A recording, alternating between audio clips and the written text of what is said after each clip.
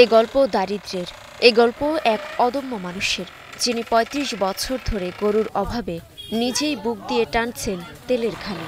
নাম তার মুস্তাকিন আলী, বয়স ৬৫।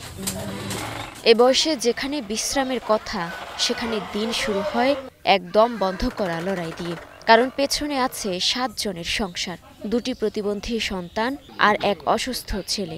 তাদের চিকিৎসা বন্ধ হয়ে আছে টাকার অভাবে। আল্লাহ দিলে খাই, না দিলে খাই না।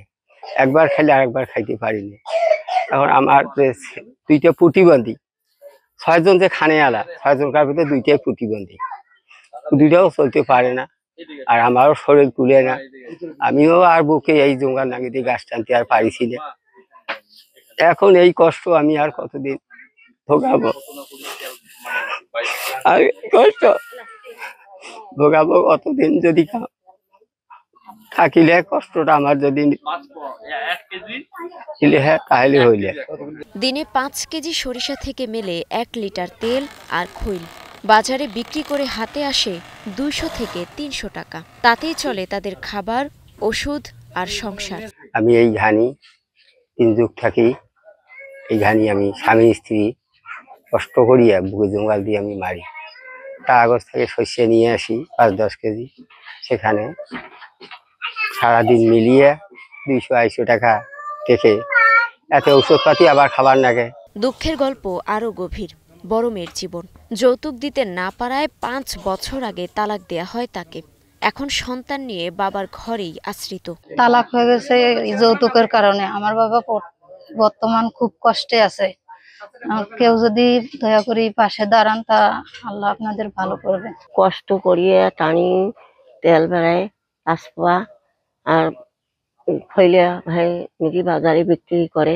খরচপাতি করিয়ে কোনোদিন চলি এসে পায় না, চাল তেল কিছু পায় না, চুলে চোখে নিভি থাকে। আমি ছোট থেকে দেখি আমার আব্বা ঘানি টেনি গাছ মারে, খুব কষ্টর পথ, খুব একলা পথ। আমাকে কত করিয়া তেমনি পরিশ্রম করিয়া মানুষ করছে, আমরা একটু পারি না।